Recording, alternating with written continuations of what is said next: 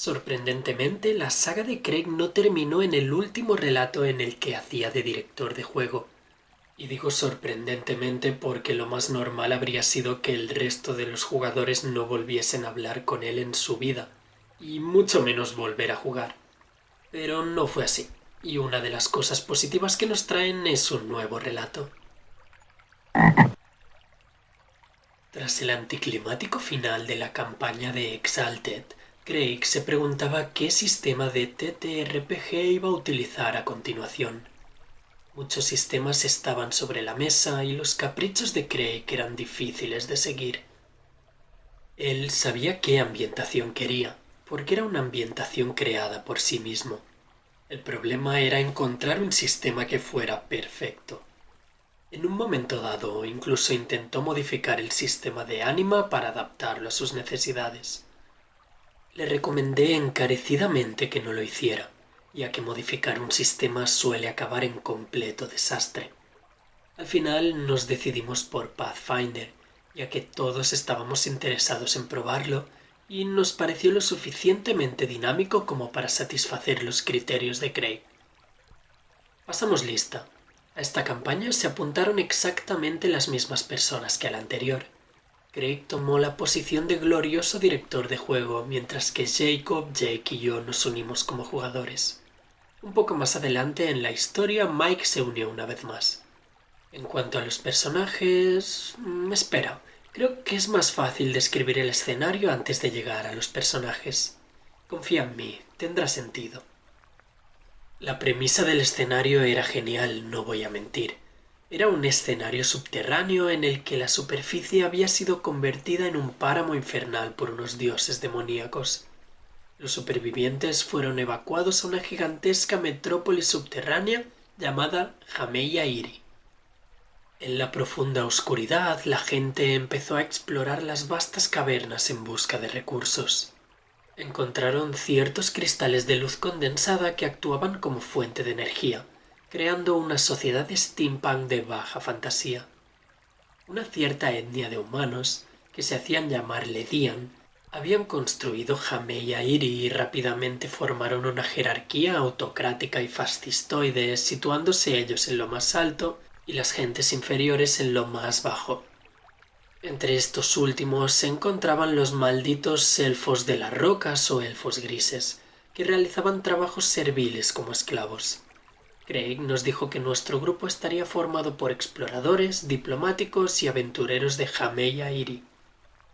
Cuando Craig nos propuso la idea, todos pensamos, oh, sí, esto suena muy bien. Quizá haya aprendido de sus errores y se haya convertido en un mejor maestro de juego. Lamentablemente, nuestras esperanzas y sueños se verían rápidamente aplastados bajo el tacón de la bota de Craig. Yo creé un medio Ledian Magus llamado Leon. Era joven e ingenuo y asistía a lo que solo puede describirse como escuela de magia steampunk. El padre de Leon era un renombrado alquimista y explorador que había desaparecido durante la mayor parte de su vida. La madre era desconocida, pero se suponía que era una humana de menor pedigrí. Le había dicho a Craig que quería que el origen del león fuera confuso. Por ejemplo, había dejado pistas de que el león podría ser un simulacro, es decir, un humano creado por su padre, algo que él podría usar, supongo. De todos modos, Leon era un erudito y una persona de buen corazón como resultado de mi deseo de lavar el traje de Zeal de la campaña de Exalted. Le hacían bullying en la escuela por no ser un Ledian puro, pero hacía todo lo posible por encajar. Llegó la primera sesión. Leon asistía a una asamblea escolar debido a la visita de los líderes de Estado. Craig describió a esas personas vestidas de forma extravagante que caminaban por filas y filas de estudiantes saludando. Rápidamente quedó claro que los líderes estatales eran malvados de cojones. Todos tenían auras amenazadoras, especialmente un guardaespaldas de aspecto aterrador. Su símbolo era, y no bromeo, una combinación fotocopiada del águila imperial del Tercer Reich sosteniendo el símbolo del Imperio Estelar en lugar de una esvástica. Muy bien, pensé, tal vez vayamos a derrocar a estos malos evidentes. No había ningún otro personaje a la vista, así que me limité a seguirles la corriente. El Estado organizó un gran torneo de lucha para divertirse e inculcar disciplina al alumnado. León, como buen esgrimista, se apuntó y dio una paliza a uno de sus matones. El primer día de la visita llegó a su fin y León se retiró a su dormitorio. Cuando se preparaba para irse a la cama, León sintió un enorme estruendo por debajo. Salió de su dormitorio y se encontró con uno de sus compañeros. Juntos emprendieron la marcha hacia el salón de actos / búnker para ponerse a salvo. Su ida se vio truncada cuando el suelo cedió bajo sus pies y cayeron varios pisos. Cuando volvieron en sí se encontraban en una de las partes más antiguas de la academia, donde no se permitía la entrada a los estudiantes. León y el otro estudiante deambulaban con la esperanza de encontrar una salida cuando oyeron pasos. Entró un grupo de elfos de piedra. Como recordatorio eran la raza esclava oprimida de los Ledian, encabezados nada menos que por el personaje de Jacob. Debo admitir que Jacob se superó a sí mismo en lo que respecta a su personaje. Se llamaba Basal y era un tipo absolutamente aterrador que pertenecía a una misteriosa facción llamada Caminantes Profundos o algo así.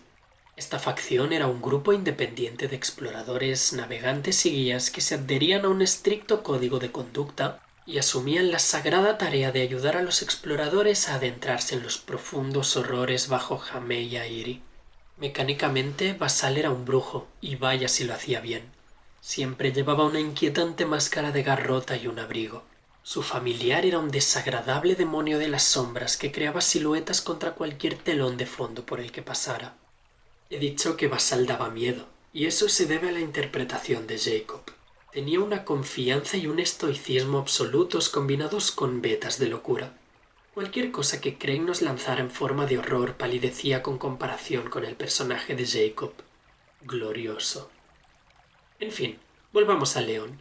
Comprensiblemente, el destacamento de elfos grises no le hizo mucha gracia ver a un joven Ledian de rostro pálido cruzándose en su camino. La única razón por la que no lo mataron fue que Basal le dijo al grupo que no aceptaría ninguna muerte. En cambio, León y su compañero fueron capturados por los elfos. En poco tiempo, el grupo llegó a un laboratorio donde encontraron a un prisionero al que liberaron. El personaje de Jake, Embla.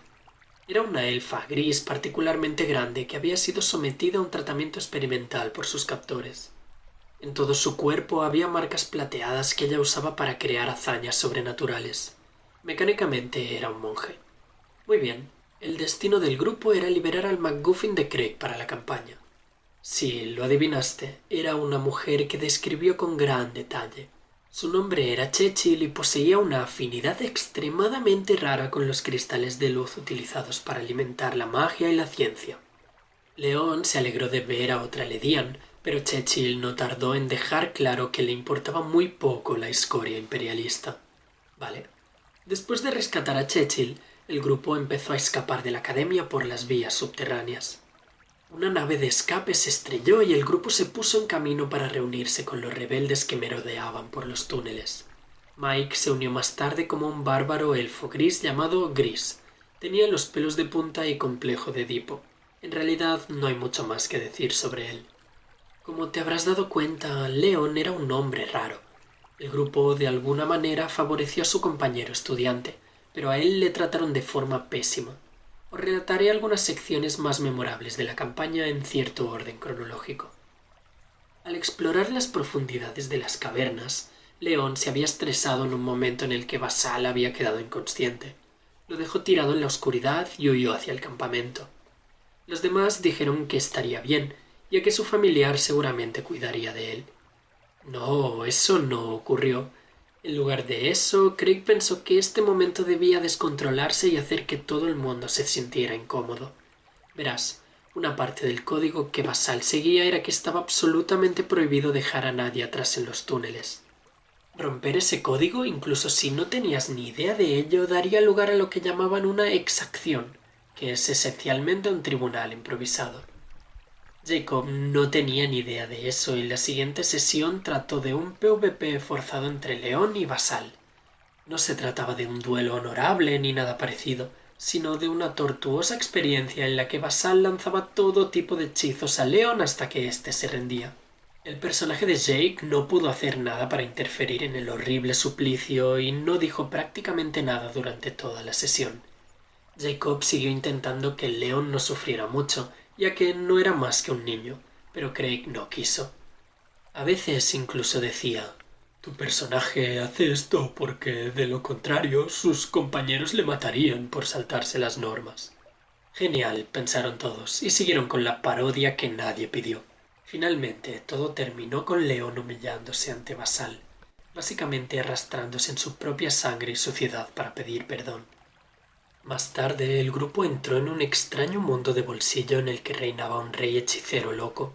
A todos nos pareció un poco extraño, ya que se asemejaba más a la Europa medieval estándar de dragones y mazmorras que al simulador de exploración tecnomágica y punk. Bueno, no pasa nada, seguimos adelante. No recuerdo por qué entramos en aquel horrible lugar. Tal vez fuera un obstáculo más en el viaje hacia los otros rebeldes. En fin, el mundo de bolsillo era una masa de tierra realmente oscura y gótica de aldeas con ciudad central más grande. La mayoría de la población no eran más que esclavos mentales, mientras que los muertos vivientes caminaban por la tierra sin oposición. Rápidamente nos topamos con uno de los personajes más odiosos que Craig haya diseñado jamás: Fígaro el héroe. Era un Batman de segunda clase combinado con una actitud despreocupada, que hacía rechinar los dientes a todo el mundo. Lo peor era que Fígaro era muy forzado al estilo: «Este tipo parece digno de confianza y mantiene los hilos de todos los ganchos de la trama».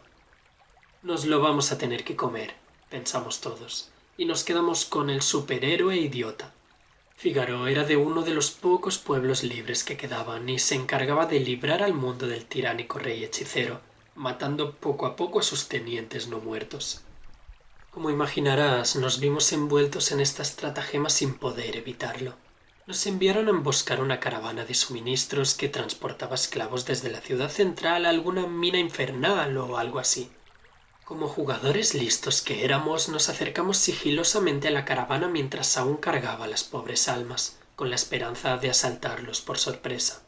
Embla, el personaje de Jake, se adelantó y se acercó sigilosamente a una pared de madera desde la que asomarse. Al asomarse a la caravana, se encontró con un guardia que la miraba a la cara. Entonces Craig levantó los 5 dedos y empezó a contar. 5, 4, 3... Jake se limitó a decir: «Tranquilo, hombre, déjame ver qué pasa por aquí. ¿Hay algún otro guardia? ¿Alguna otra cobertura?» 2, 1... Muy mal. Entonces Craig tiró el ataque para la guardia y dijo que Embla estaba desprevenida, que es un estado de combate en Pathfinder que te da penalizadores a tus defensas. Por supuesto, el guardia sacó un crítico, y Embla cayó como una servilleta mojada. El resto tuvimos que correr a la batalla usando todo lo que teníamos para apenas sobrevivir. Ah, sí, debo mencionar que Craig hizo sus encuentros de combate realmente brutales. La mayoría de ellos requerían todos y cada uno de los recursos a nuestra disposición, dejando a nuestros personajes apenas respirando al final de los mismos. Tampoco ayudaba que fuera extremadamente restrictivo con el botín y el equipo.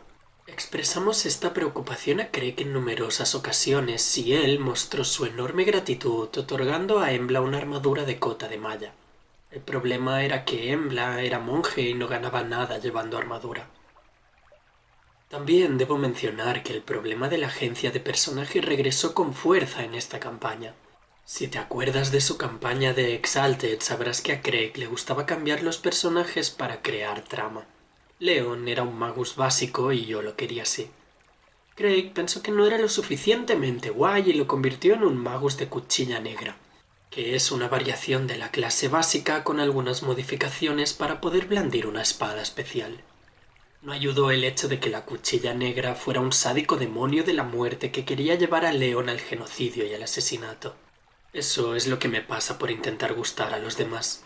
Todavía me pregunto por qué lo permití. Volvamos a Fígaro, el héroe. Me había hartado bastante del trato que Craig daba a mi personaje. El acoso constante, la falta de agencia, las promesas incumplidas y la ética cuestionable en el diseño de encuentros se habían acumulado. Pedí cambiar de personaje, lo que fue aceptado. A instancias de Craig, Leon fue asesinado por una caja mágica que habíamos recogido antes. Mi nuevo personaje, Reyra Weaver. A diferencia de Leon, era nativa de las profundidades oscuras y vivía en esa dimensión de bolsillo. Su historia era que de repente despertó, siendo ya adulta, en uno de los viejos templos cercanos a una de las aldeas de los pueblos libres. Recordaba vagamente haber vivido entre las estrellas y haber caído a las profundidades. En esencia era un ser casi angélico enviado al mundo por razones desconocidas. Su clase era la poderosa invocadora de síntesis, una de las builds más poderosas y rotas que puedes hacer en ese sistema. No puedo afirmar que estuviese optimizada completamente al 100%, pero sí que la hice bastante más poderosa que el enclenque León. No tuve problemas morales para hacer a Reyra tan poderosa gracias a la constante carrera armamentística entre Craig y los jugadores. Su forma de síntesis era, por si te interesa, una especie de demonio ángel sacado directamente del folclore hindú chino, con docenas de brazos invisibles y flotando a unos centímetros por encima del suelo. Reyra se presentó rápidamente al resto del grupo, ya que estaba muy interesada en que el tirano rey hechicero desapareciera. Sin muchos problemas se formó el nuevo grupo y se dirigieron a la ciudadela del malvado rey. El camino fue brutal, como solía gustarle a Craig. Cerca de la cima había una arena parecida a un coliseo donde nos vimos obligados a luchar contra un gusano de arena gigantesco. Nos hizo mucho daño e hirió de muerte al héroe Fígaro. A la multitud de muertos vivientes no les importó mucho que sobreviviéramos al entretenimiento y empezaron a inundar los terrenos del coliseo. Esta sensación de urgencia por escapar era bastante confusa, ya que Craig describió a Fígaro pronunciando heroicamente sus últimas palabras a su mujer, que estaba con nosotros. Como a ninguno de nosotros nos importaba realmente Fígaro, dijimos que empezábamos a buscar una salida. Entonces, de la nada, Craig gritó: «¡No arruinéis mi escena!». Todos nos quedamos estupefactos y nos callamos. Entonces Craig procedió a terminar su desgarrador diálogo mientras nuestros personajes obedientemente se quedaban mirando. Después Craig dijo: «No volváis a interrumpirme cuando hablo». Parecía una amenaza. Tras esa leccionadora experiencia, por fin llegamos al jefe. Estaba sentado en su trono y se regodeaba un poco. Algo sobre el poder de la muerte, ya sabes, lo de siempre. Al unísono le atacamos, corriendo hacia su trono. Entonces Craig dijo: «Haced una tirada de fortaleza». Algunos tiramos muy alto, pero todos fallamos. Quedamos atrapados por un vórtice mágico. Cuando intentamos pedir una nueva tirada de salvación, Craig dijo con orgullo: «No hay forma de que escapéis. Este es un hechizo de nivel 9 y tenéis que sacar un 20 para salir». Algunos lo intentamos, pero sacar un 20 a petición no es realmente una habilidad entrenable. Entonces Craig giró su cara hacia mí y dijo algo parecido a: «Sientes un poder creciendo dentro de ti». Y Reyra consiguió escapar de sus ataduras, sin ninguna tirada. Entonces el jefe, siendo lo más genérico posible, se tambaleó hacia atrás y dijo: «¡Imposible!».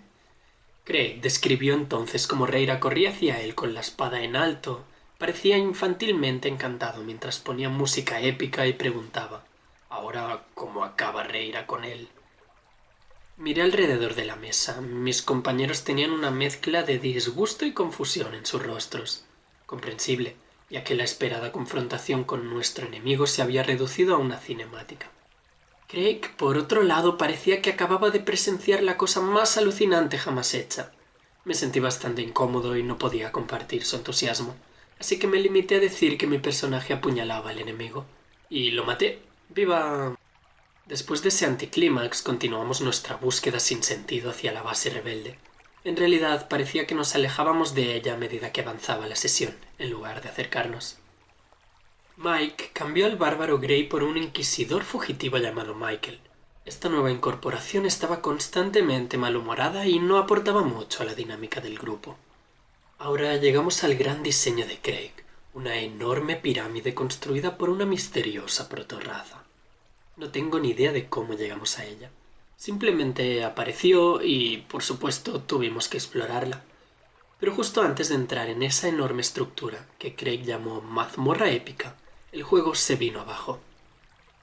Craig se hartó de dirigir Pathfinder y se enfadó durante unos meses por lo inconveniente que era el sistema. Con el tiempo se reencontró consigo mismo y anunció que cambiaríamos de sistema. Porque... ¿por qué no? Dungeons & Dragons cuarta edición sería el siguiente. Naturalmente tuvimos que rehacer nuestros personajes desde cero e hicimos lo que pudimos para adaptar las habilidades a la temática de nuestros viejos personajes. No nos fue muy bien. Basal, que solía ser un brujo extraño y maravilloso, se convirtió en chamán. En lugar de ser el malo malísimo de las maldiciones y enfermedades, se convirtió en un curandero glorificado con un familiar gravemente lisiado. Reira, al ser una invocadora de síntesis, no tenía una contrapartida clara en cuarta edición, así que se convirtió en druida. Ya sabes, cambiar de forma y todo eso. Jake, que en realidad estaba contento con el cambio de sistema, todavía hoy odia Pathfinder, hizo que Embla fuera una guardiana. En lugar de golpear a la gente con los puños, tenía un gran martillo para convertir a sus enemigos en polvo. Funcionó bastante bien. Por último, el inquisidor de Mike se convirtió en una variante de paladín. Como ventaja de cambiar de sistema, Craig comprendió la necesidad de equipo y objetos cuando se utiliza un sistema muy orientado al combate. Pudimos elegir unos cuantos objetos mágicos cada uno, lo cual fue increíble.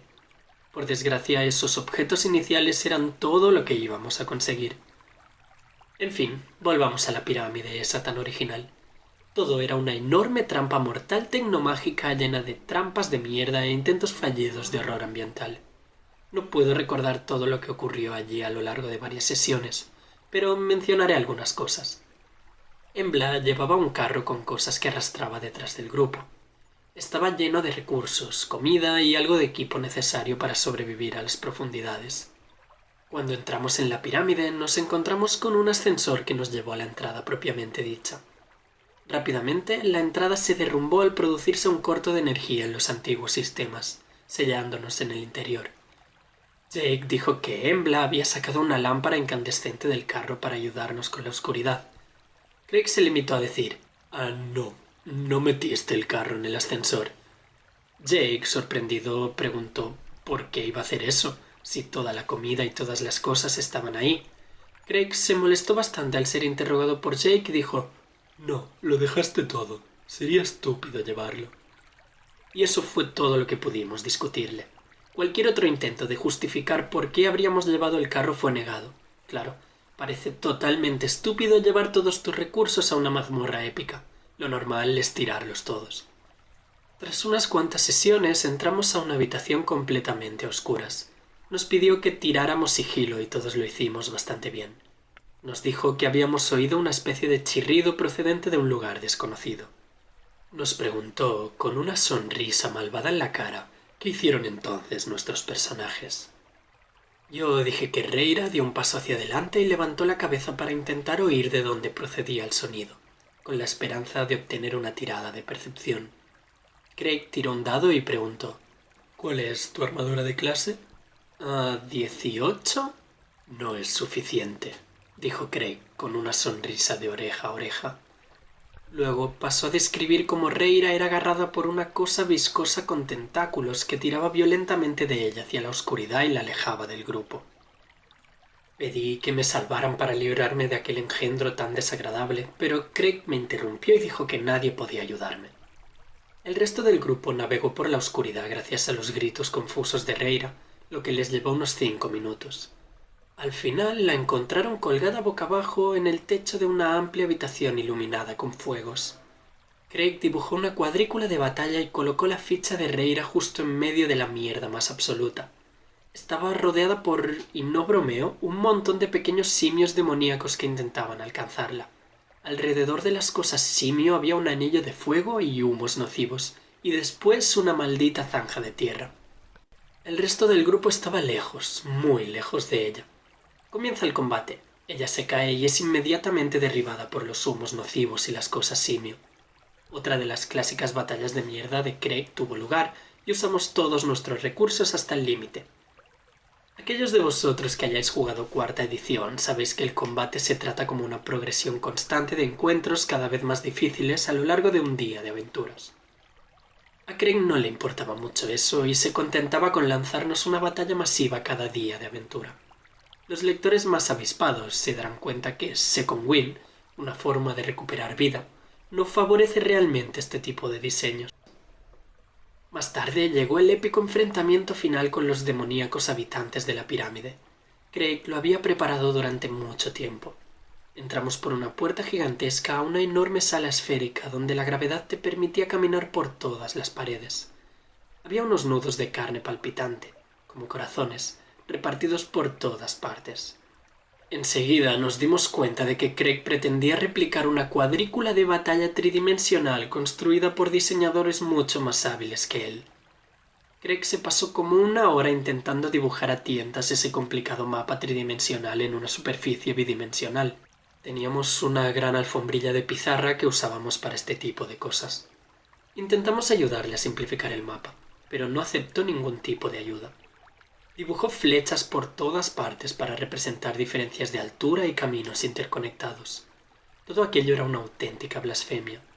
Cuando por fin estuvo listo, colocó nuestras fichas en la entrada y extendió otras para representar a los desagradables demonios. En el centro había una pieza repugnante, una bruja que blandía una guadaña y que empezó el monólogo maligno obligatorio. Justo en medio dije: «Reira no tiene por qué escuchar esta abominación. Le lanza un hechizo a la cara». Los ojos de Craig se encendieron de odio y dijo: «Oh, ¿quieres jugar así? Claro». Inmediatamente nos pidió a todos una tirada de iniciativa. Por supuesto, el enemigo ganó la iniciativa y nos aplastó. Imagínate esto, querido lector. Se había pasado una hora preparando un mapa de batalla enorme, pero solo utilizó un cuadrado de 5 por 5 de él. Nos quedamos atascados por una horda de enemigos justo en la boca de la entrada, creando un cuello de botella invertido para todo el grupo. Cuando todos los demonios yacían muertos, dimos la vuelta para destruir los nudos de carne, algo que estoy seguro que pretendía hacerse de una forma más dinámica. Ya sabes, con la movilidad como factor clave y la gestión de acciones como algo importante. Se la jugó y arruinó todo el encuentro. Como curiosidad, teníamos un personaje no jugador con nosotros, una especie de tío adoptivo de Reira que nos había acompañado. En medio de la batalla empantanada, Craig describió cómo una espada le atravesó el cuello, le atravesó el cuerpo y le salió por la parte baja de la espalda. Mierda, acaba de morir. Después de la batalla, Craig nos reprochó que no hubiéramos curado al personaje, ya que estaba vivo. Claro, lo normal después de que te corten en dos. Tras limpiar la pirámide, llegamos a la sala de control central. Fuimos bañados en trasfondo por una antigua entidad de inteligencia artificial. La IA describió nuestros verdaderos yoes. Reira era una especie de diosa de la luz de una dimensión lejana. Basal, un avatar de un dios del equilibrio entre la vida y la muerte. Y Michael, fragmentos de un dios de la justicia. Oye, esto me sonaba mucho, y eso es porque era la trama de mi campaña paralela de Anima. Exactamente, era una copia descarada. Como insulto final al personaje de Jake, a quien Craig despreciaba, reveló que no era una diosa, sino una guardiana cualquiera del templo de algún dios de fuego. Tener favoritos es realmente una virtud. La IA se fue después de mostrarnos una máquina de pedir deseos para crear artefactos mágicos. En lugar de darnos el botín adecuado para que tuviéramos una oportunidad decente de sobrevivir, tuvo que crear un complicado sistema para fabricar dichos objetos. El sistema consistía en gastar una especie de moneda mágica y escribir una breve historia a Craig sobre lo que queríamos. La máquina de fabricar deseos nunca se utilizó, ya que Craig congeló la campaña permanentemente. Afirmó haber perdido la inspiración y se lamentó de que su ambientación punk de vapor inicial se hubiera convertido en fantasía europea genérica. Me temo que eso lo has hecho tú solo. Craig siguió obsesionado con otros sistemas de juego e hizo algunos intentos fallidos de dirigir otras campañas. Yo dejé de ser jugador en sus campañas. No tenían ningún interés en unirme. Lo que escuché de los jugadores fue más o menos lo mismo descrito aquí. Y hasta aquí. Otro anticlímax de la Forja de Maravillas de Craig. Solo queda una parte, que tiene lugar después de que se terminara mi campaña de Anima y nos uniéramos para un módulo estilo one-shot. Se trata del colapso final de Craig y de cómo abandonó el grupo para siempre. Este ha sido muy largo, pero es que tiene tantas cosas. No negaré que la premisa inicial de su campaña me parece muy interesante, con esta fantasía postapocalíptica steampunk, pero tarda poco en mostrar otra vez favoritos, luego por algún motivo obliga a los jugadores a pelearse entre ellos, modifica los personajes de los jugadores sin que ellos estén de acuerdo, Cambia la ambientación y de repente los llama a un mundo de bolsillo donde todo es más genérico y peor. Se enfada cuando los jugadores no le dejan completar sus monólogos o sus cinemáticas. De repente decide cambiar de sistema de Pathfinder a cuarta edición, cosa que evidentemente para los personajes es terrible. Luego saca de la nada una mega mazmorra que probablemente vio en algún sitio de internet y no sabía dirigir. Y finalmente, probablemente lo mejor, se cansa de dirigir la partida. Por fin, después de no sé cuantísimas sesiones, el narrador de esta historia ha decidido abandonar las campañas de Craig. Años tarde, sí, pero muy bien. Seguro que en este pequeño resumen me he dejado 1500 cosas horribles, pero me parece que es suficiente. Lo siento una vez más si el vídeo ha sido demasiado largo, pero si habéis llegado hasta aquí, muchísimas gracias. Os deseo como siempre lo mejor y nos vemos muy pronto con más rol.